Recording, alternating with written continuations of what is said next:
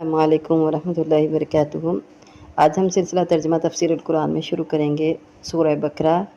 Lesson number 46 ہے اور سورہ بقرہ کی آیت نمبر 261۔ اعوذ باللہ من الشیطان الرجیم، بسم اللہ الرحمن الرحیم۔ مثل الذین، مثال ان لوگوں کی، ينفقون جو خرچ کرتے ہیں، اموالہم اپنے مال، فی سبیل اللہ اللہ کے راستے میں، کمثلی جیسے مثال، حبتن ایک دانے کی یا ایک دانے کی مثال کی طرح ہے، انبتت جو اگائے یا جس نے اگائے، سبع سات سنابلہ خوشے یا بالیاں، جو اگائے 7 بالیاں، فی کل سنبلتن ہر بالی میں، فی کلی ہر میں، سنبلتن بالی میں، میعت 100 حبتن دانے ہیں، میعت حبتن 100 دانے ہیں، واللہ اور اللہ تعالیٰ، یضاعف دگنا کرتا ہے یا بڑھا دیتا ہے، لمن یشاء جس کے لیے چاہتا ہے، واللہ اور اللہ تعالیٰ، واسع وسعت والا، علیم سب کچھ جاننے والا ہے۔ آیت نمبر 261۔ الذین جو لوگ، ينفقون خرچ کرتے ہیں، اموالہم اپنے مال، فی سبیل اللہ اللہ کے راستے میں، ثم پھر، لا یتبعون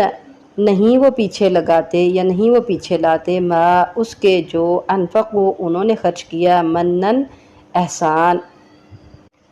ولا اور نہ اذن کوئی تکلیف پہنچانا، لہم ان کے لیے، اجرہم اجر ہے ان کا، عند ربہم ان کے رب کے نزدیک، ولا خوف علیہم اور نہ خوف ہوگا ان پر، ولا ہم اور نہ ہی وہ، یحزنون غمگین ہوں گے۔ قول معروف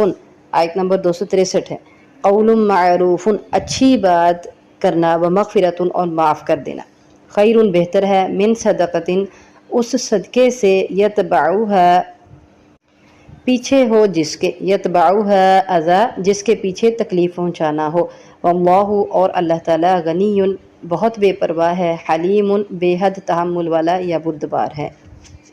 السلام علیکم ورحمۃ اللہ وبرکاتہ۔ اب ہم لیسن نمبر 46 میں سورہ بقرہ کی آیت نمبر 261 کی ڈیٹیل کرتے ہیں۔ اعوذ باللہ من الشیطان الرجیم، بسم اللہ الرحمن الرحیم۔ مثل الذین ينفقون اموالہم فی سبیل اللہ کمثل حبۃ انبتت 7 سنابل ان لوگوں کی مثال جو خرچ کرتے ہیں اپنے مال اللہ کے راستے میں، جیسے مثال ایک دانے کی، انبتت 7 سنابل جو 7 بالیاں اگاتا ہے، 7 بالیاں اس دانے کو اگانے سے نکلتی ہیں۔ پیچھے توحید کے دلائل اور پھر مرنے کے بعد دوبارہ زندہ ہونے کے دلائل پہ بات ہوئی تھی، تو اب یہاں اللہ تعالیٰ ارشاد فرما رہے ہیں کہ وہ لوگ جو اللہ کے راستے میں خرچ کرتے ہیں، جو لوگ خرچ کرتے ہیں اپنے مالوں کو، فی سبیل اللہ اللہ کے راستے میں۔ پہلے بات کرتے ہیں فی سبیل اللہ، تو قرآن مجید میں سبیل اللہ کا لفظ عام طور پر اسلام کے معنی میں آیا ہے، یعنی اللہ کے راستے میں، اسلام کے کسی بھی کام میں خرچ کرتے ہیں، اسلام پر چلتے ہوئے۔ اس صورت میں اسلام کے ہر کام میں خرچ کرنا جو ہے فی سبیل اللہ آئے گا، اور خاص معنوں میں بھی آتا ہے، جیسے سورہ توبہ میں آتا ہے، فی سبیل اللہ سے مراد خاص جہاد ہے، یہاں سورہ توبہ کی آیت نمبر 60 ہے، اور اسی طرح بخاری میں اس کو حج میں بھی شمار کیا گیا ہے کہ فی سبیل اللہ سے مراد حج میں ہے خرچ کرنا۔ تو اگر یہاں فی سبیل اللہ عام معنی میں بھی آئے گا تو اس میں بھی فی سبیل اللہ میں جہاد شامل ہے۔ خاص معنی میں تو جہاد ہے، لیکن عام معنی میں بھی چونکہ اسلام میں اللہ کے راستے میں جتنی بھی جگہوں پہ خرچ کرنا ہے وہ سب اس میں شامل ہیں، تو جہاد میں بھی اللہ کے راستے میں ہی خرچ کرنا ہے۔ تو یہاں چونکہ آگے جہاد کی بھی بات چلے گی، تو اس وجہ سے یہاں اس سے مراد جہاد بھی ہے، تو مال سے جہاد۔ مثل الذین ينفقون اموالہم ان لوگوں کی مثال جو خرچ کرتے ہیں اپنے مالوں کو اللہ کے راستے میں، یعنی اسلام کے کسی بھی کام پر وہ خرچ کریں، اور اسپیشلی وہ جہاد میں اگر خرچ کرتے ہیں، کمثل حبۃ انبتت 7 سنابل تو اس دانے کی طرح ہے جس کو زمین میں اگا دیا تو اس کے اندر سے 7 بالیاں نکلتی ہیں۔ مطلب ایک گندم کا بیج، اگر آپ گندم کا ایک دانہ زمین میں اس کو بو دیں تو اس کے اندر سے ایک پودا نکلتا ہے، ہر ایک پودے پر 7 بالیاں ہوتی ہیں، اور ہر ایک بالی میں 100 دانے ہوتے ہیں۔ تو اس کا مطلب یہ ہے کہ ایک دانے سے 700 دانے بن گئے۔ تو اللہ تعالیٰ نیت کے مطابق انسان کو اس کے خرچ کیے ہوئے مال کا اجر عطا فرماتا ہے، 700 گنا تک بڑھا کر اجر عطا فرماتا ہے۔ واللہ یضاعف لمن یشاء، اور اللہ تعالیٰ اس کو بڑھاتا ہے، دگنا چگنا کرتا ہے، لمن یشاء جس کے لیے چاہتا ہے، یضاعف بڑھا دیتا ہے یا دگنا کر دیتا ہے جس کے لیے چاہتا ہے۔ واللہ واسع علیم، اور اللہ تعالیٰ خوب وسعت والا، بہت وسعت والا اور سب کچھ جاننے والا ہے۔ تو یہ ہے اللہ کے راستے میں خرچ کیے ہوئے مال کی مثال۔ اس سے بھی زیادہ اللہ تعالیٰ چاہے تو اپنے راستے میں خرچ کیے ہوئے مال کا بدلہ دے، کیونکہ اللہ تعالیٰ دینے پر قادر ہے، دنیا میں بھی بدلہ دیتا ہے اور آخرت میں بھی بدلہ عطا فرماتا ہے۔ تو اگلی آیت نمبر 262 میں اللہ تعالیٰ ارشاد فرماتے ہیں، الذین ینفقون اموالہم فی سبیل اللہ، جو لوگ اللہ کے راستے میں ینفقون خرچ کرتے ہیں، اموالہم اپنے مالوں کو اللہ کے راستے میں، ثم لا يتبعون ما انفقوا منا ولا اذى لهم اجرهم عند ربهم ولا خوف عليهم ولا هم يحزنون۔ یہاں شرائط کچھ بیان ہوئی ہیں کہ کون سا مال اللہ کے راستے میں خرچ کیا ہوا جس کو اللہ تعالیٰ قبول فرماتے ہیں، یا آسان الفاظ میں ہم اس کو یوں کہہ دیں کہ مال کی قبولیت جو ہم اللہ کے راستے میں خرچ کرتے ہیں، چاہے کسی بھی کام میں خرچ کریں، چاہے جہاد میں خرچ کریں، اس کی قبولیت کی یہاں 2 شرائط بتائی گئی ہیں کہ یہ دونوں شرطیں ہوں گی تو پھر آپ کا مال اللہ کے راستے میں قبول کیا جائے گا۔ ان میں سے ایک کون سی ہے؟ ثم لا يتبعون ما انفقوا منا ولا اذى لهم، اللہ کے راستے میں خرچ کیا، خالص اللہ کی رضا کے لیے خرچ کیا، اور پھر کیا ہے؟ ما انفقوا منن، لا یتبعون ما انفقوا منن، اس کے پیچھے احسان نہیں جتلایا کسی پر، جس پر بھی خرچ کیا اللہ کے راستے میں اس کو بعد میں احسان نہیں جتلایا۔ لیکن یہ تو بات ہمارے یہاں بہت عام ہے، ہمارے یہاں معاشرے میں یہ کام ہوتا ہے کہ اگر کسی کے اوپر اللہ کے راستے میں اس وقت ترس کھا کے خرچ کیا تو اس کو بعد میں یہ ذہن بن جاتا ہے لوگوں کا کہ اب اس کو چاہیے کہ یہ ہمارے نیچے لگ کے رہے اور یہ کبھی اٹھ کے ہمارے سامنے بات نہ کرے، کبھی اکڑے نہ، اور بار بار اس پر احسان جتلایا جاتا ہے کہ دیکھو فلاں وقت میں تم کتنی مشکل میں تھے تو میں نے تمہیں سہارا دیا اور میں نے تم پہ خرچ کیا، اور اس خرچ کرنے کی وجہ سے آج تم سٹینڈ ہوئے، بار بار اس بات کے جو ہے نا اس کو تانا دیا جاتا ہے۔ تو یہ بات ہمارے صدقے کی قبولیت میں بہت بڑی رکاوٹ بن جاتی ہے۔ اللہ تعالیٰ ارشاد فرماتے ہیں کہ جو لوگ اللہ کے راستے میں خرچ کرتے ہیں اس کی ایک یہاں شرط جو بیان کی گئی ہے وہ کیا ہے کہ لا یتبعون ما انفقوا منن، اس کا پیچھا احسان جتلا کر نہیں کرتے، ایک یہ شرط ہوئی، اور دوسری ولا اذن، اور نہ تکلیف دے کر۔ جیسے میں نے آپ کو بتایا کہ پھر اگلا جس پر خرچ کیا جاتا ہے اس کو بار بار تکلیف دی جاتی ہے، اس کی انا کو ہرٹ کیا جاتا ہے، یہ بات جتلا کے کہ تمہارے اوپر میں نے خرچ کیا تھا، اس بندے کی ایگو کو ہرٹ کیا جاتا ہے۔ تو یہ بات بالکل غلط ہے، اللہ تعالیٰ اس کو ناپسند فرماتے ہیں، اور یہ ہمارے صدقے کی قبولیت میں بہت بڑی رکاوٹ بن جاتی ہے۔ بات تکلیف 2 طرح سے انسان دیتا ہے، کبھی تو زبان سے دیتا ہے اور کبھی عمل سے دیتا ہے، یعنی اس کے ساتھ ایسا جو ہے نا وہ بیہیویئر اپنا رکھتا ہے، عمل سے یہ واضح کرتا ہے کہ جیسے اس کے اوپر بہت بڑا احسان جتلایا ہے اور اس کو تکلیف دیتا ہے، یا پھر زبان سے بار بار جتلاتا ہے۔ تو یہ سب غلط ہیں۔ ابو ذر رضی اللہ تعالیٰ عنہ بیان کرتے ہیں کہ نبی کریم صلی اللہ علیہ وسلم نے ارشاد فرمایا، 3 آدمی ایسے ہیں کہ اللہ تعالیٰ ان سے قیامت کے دن نہ کلام کرے گا، نہ ان کی طرف دیکھے گا، نہ انہیں پاک کرے گا، اور ان کے لیے عذاب علیم ہے۔ رسول اللہ صلی اللہ علیہ وسلم نے 3 دفعہ یہ فرمایا، اور ابو ذر رضی اللہ تعالیٰ عنہ نے عرض کیا کہ اللہ کے نبی صلی اللہ علیہ وسلم وہ شخص تو ناکام و نامراد ہو گیا، اور اے اللہ کے رسول کون ہے وہ شخص جس کے لیے اتنی سخت وعید کے الفاظ ہیں؟ تو آپ صلی اللہ علیہ وسلم نے ارشاد فرمایا، یہ کپڑا لٹکانے والا، اپنی چادر لٹکانے والا، اور جھوٹی قسم کے ساتھ اپنا مال فروخت کرنے والا، اور تیسرا کون ہے؟ احسان جتلانے والا۔ تو احسان جتلانے والے کے لیے اتنی سخت وعید ہے کہ اللہ تعالیٰ قیامت والے دن ان سے نہ کلام کرے گا، نہ ان کی طرف دیکھے گا، نہ انہیں پاک کرے گا، اور ان کے لیے دردناک عذاب ہے۔ تو اللہ تعالیٰ ہمیں ایسے احسان سے بچا کے رکھے جس کو ہم کرنے کے بعد جتلائیں۔ لیکن اس کے اپوزٹ دیکھیں،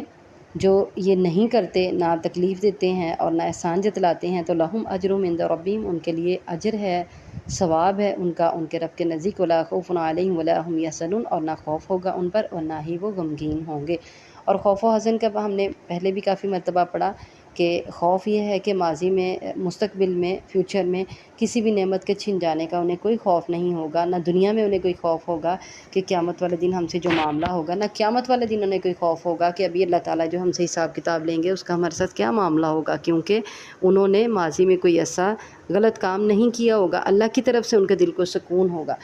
ان کو کوئی حزن نہیں ہوگا کہ ماضی میں کیے ہوئے گناہوں کا پچھتاوا نہیں ہوگا۔ اگلی آیت میں 263 میں اللہ تعالیٰ ارشاد فرماتے ہیں قول معروف و مغفرۃ، اچھی بات کرنا اور معاف کر دینا، خیر من صدقۃ، بہتر ہے اس صدقے سے، یتبعھا اذی، جس کے پیچھے تکلیف پہنچانا ہو، واللہ غنی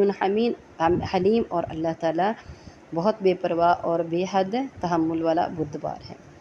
تو یہاں اللہ تعالیٰ نے دو باتیں ایسی ارشاد فرمائیں کہ ایسا صدقہ جس کے بعد انسان احسان جتلائے، کسی کو تکلیف دے، اس سے بہتر یہ ہے کہ قول معروف، اچھی بات کہہ دینا۔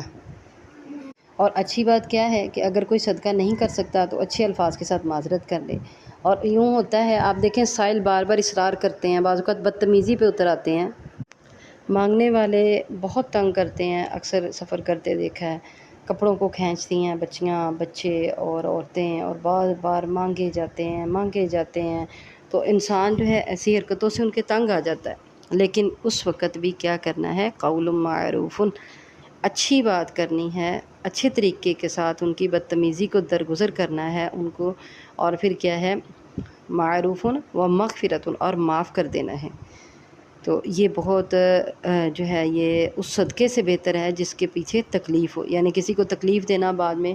اس کو زبان سے یا عمل سے یا احسان جتلا کر کسی طریقے سے بھی، تو اس سے بہتر یہ ہے کہ آپ اس کو اس وقت اچھی بات کہیں، جیسے بعض لوگ کہتے ہیں اچھا اللہ آپ پر رحم کرے، اچھا اللہ خیر کرے، اس طرح کے الفاظ استعمال کرتے ہیں۔ نہیں دیا جاتا تو یہ نہیں کہتے کہ کیوں تنگ کر رہے ہو، بھاگ جاؤ یہاں سے، جب ایک دفعہ کہا نہیں ہے تو کیوں پھر بار بار تنگ کرتے، اس طرح کے الفاظ استعمال نہیں کرتے، بلکہ کہتے ہیں اللہ رحم کرے، اللہ معاف کرے۔ تو اس طرح کے الفاظ بعض لوگ استعمال کرتے ہیں، اکثر دیکھا ہے، اور یہ اچھے الفاظ ہیں، قول معروف، معروف الفاظ ہیں۔ تو تکلیف دینے والے صدقے سے بہتر ہے کہ ان کو اچھے طریقے کے ساتھ رخصت کر دیں، یہ بات کہہ کے کہ ہمارے پاس کچھ نہیں ہے، اچھا اللہ تمہاری پریشانی کو حل کرے، یا اللہ تمہیں اپنے جناب سے دے، میرے پاس اس وقت نہیں ہے، اللہ تمہیں اپنے خزانوں سے دے، میرے پاس اس وقت نہیں ہے۔ اور حدیث میں پتہ چلتا ہے کہ ہر نیکی کا کام جو ہے وہ صدقہ ہے، اور نیکی میں سے یہ بھی ہے کہ کوئی اپنے بھائی سے خندہ پیشانی کے ساتھ ملے، مسکراتے ہوئے چہرے کے ساتھ ملے، اور اپنے ڈول میں سے اس کے ڈول میں پانی انڈیل دے، یہ بھی ایک صدقہ ہے۔ تو ایسے چھوٹے چھوٹے کام، پھر مزید احادیث میں آتا ہے راستے سے تکلیف دہ چیز ہٹا دینا بھی صدقہ ہے۔ اور صبح صبح اٹھ کے جب انسان نکلے تو دو کوئی آپس میں جھگڑ رہے ہوں، بہنیں، دو بھائی مسلمان، ان کے درمیان میں صلح کروا دینا بھی صدقہ ہے۔ تو حدیث میں چھوٹے چھوٹے ایسے بہت سے کام جن کو ہم روزانہ جو ہے اگنور کر دیتے ہیں، ان کے بارے میں بھی بتایا گیا کہ یہ بھی صدقہ ہے۔ راستے میں گزرتے گھر میں عموماً ہمارے بہت سی ایسی چیزیں پڑی ہوتی ہیں جو پاؤں سے ٹھوکر کھاتی ہیں، راستے میں کنکر ہوتے ہیں، کانٹے ہوتے ہیں، پتھر ہوتے ہیں، لکڑی ہوتی ہے، ان سب چیزوں کو، تکلیف دہ چیزوں کو راستے سے ہٹا دینا۔ راستے میں بار بار پاؤں میں برتن آ رہے ہیں، برتن اٹھا کے ان کو سنبھال دینا، یہ سب کیا ہیں، کام صدقے میں شامل ہیں۔ آگے آیت نمبر 264 میں اللہ تعالیٰ ارشاد فرماتے ہیں یا ایھا الذین آمنوا لا تبطلوا صدقاتکم بالمن والاذی، اے لوگو جو ایمان لائے ہو، نہ تم ضائع کرو، نہ تم باطل کرو، یا نہ تم ختم کر دو، برباد کر لو اپنے صدقوں کو احسان کے ساتھ اور تکلیف کے ساتھ۔ مومنوں، اپنے صدقات کو احسان جتلا کر باطل نہ کر لو، ضائع نہ کر لو، اور تکلیف دے کر باطل نہ کر لو، ضائع نہ کر لو۔ یہ پیچھے ہم نے احسان اور تکلیف دینے کے بارے میں پڑھا۔ کالذی، آگے اس کی مثال بیان کی گئی ہے، اس شخص کی مانند ينفق مالہ، جو خرچ کرتا ہے اپنا مال، رياء الناس، لوگوں کے دکھاوے کے لیے۔ اب یہاں ایک تیسری قسم بیان کی گئی ہے کہ جو اپنے صدقات کو احسان اور تکلیف دے کر ضائع کرنا ہے۔ ایک تو کس طرح ضائع ہوتا ہے، صدقہ احسان سے اور تکلیف دے کر، اور دوسرا ریاکاری کے ساتھ اللہ کے راستے میں خرچ کیا ہوا مال بھی ضائع ہو جاتا ہے، کیونکہ وہ جو ریاکاری کے ساتھ مال خرچ کیا وہ اللہ کے راستے میں خرچ نہیں ہوتا، بلکہ وہ لوگوں کو دکھانے کے لیے ہوتا ہے۔ اور اللہ تعالیٰ خود آگے ارشاد فرماتے ہیں وَلَا يُؤْمِنُ بِاللَّهِ وَالْيَوْمِ الْآخِرِ، اور نہیں وہ ایمان لاتا اللہ پر اور آخرت کے دن پر۔ تو پتہ چلا کہ ریاکار بظاہر تو اللہ کے راستے میں خرچ کرتا نظر آتا ہے، لیکن حقیقت میں وہ اللہ کے راستے میں خرچ نہیں کرتا، اور اس کی مثال بہت خوبصورت انداز سے اللہ تعالیٰ نے بیان کی ہے۔ وہ کیا ہے؟ فَمَثَلُهُ كَمَثَلِ صَفْوَانٍ، تو اس کی مثال ایسے ہے جیسے مثال ایک بلند چٹان کی۔ ایک چٹان ہے اور علیہ تراب، اس پر مٹی ہے تھوڑی تھوڑی، نیچے صفوان چٹیل صاف چٹان ہے، اور اس کے اوپر ہلکی ہلکی سی مٹی کی دھول پڑی ہوئی ہے۔ فَأَصْوَابَهُ وَابِلٌ، پہنچے اس کو بارش، فَتَرَكَهُ صَلْدًا، تو وہ اس کو صاف چھوڑ دے۔ چٹان ہے وہ، اوپر جو اس کے مٹی تھی، زوردار بارش آئی اور وہ اس مٹی کو بہا لے گئی، اور نیچے اس کے صاف چٹان رہ گئی جو کہ سخت چٹان تھی۔ تو ایسے ہی جو ریاکار انسان ہے، وہ اگر اللہ کے راستے میں مال خرچ کرتا ہے تو وہ سمجھتا ہے میں نے خرچ کیا، جیسے وہ صاف چٹان ہے نا، تو انسان سمجھتا ہے کہ یہ کھیتی کے لیے زمین ہے، اور اس کے اوپر مٹی ہلکی ہلکی سی دھول پڑی ہوتی ہے، اور انسان یہ سمجھے کہ یہ تو کھیتی باڑی کے لیے زمین ہے، لیکن وہ کھیتی باڑی کے لیے زمین نہیں ہوتی، بلکہ جو ہی اس کے اوپر بارش برستی ہے وہ بہہ جاتی ہے۔ اسی طرح ریاکاری جو ہے نا، اللہ کے راستے میں خرچ کیے ہوئے مال کو بہا لے جاتا ہے، وہ ضائع کر دیتا ہے۔ احسان جتلانا اور پھر تکلیف دینا، یہ سب جو مال انسان خرچ کرتا ہے اور وہ سمجھ رہا ہوتا ہے کہ میں خرچ کر رہا ہوں جی اللہ کے راستے میں، لیکن کیا ہے، وہ بارش تیز جو آتی ہے وہ اس سب کو بہا لے جاتی ہے۔ یعنی اس کا احسان جتانا، اس کا ریاکاری کرنا، اس کا تکلیف دینا، وہ اس کے بیج کو، وہ جو اس کا ثواب کا بیج ہے، اس کو جو ہے نا وہ بونے ہی نہیں دیتی، اس کو ضائع کر دیتے ہیں۔ پھر اللہ تعالیٰ ارشاد فرماتے ہیں لا یقدرون علی شیء مما کسبوا، نہیں وہ قدرت رکھتے کسی چیز پر اس میں سے جو انہوں نے کمایا، یعنی وہ سارے ان کی کمائیاں، وہ جو نیک کمال، وہ سب کے سب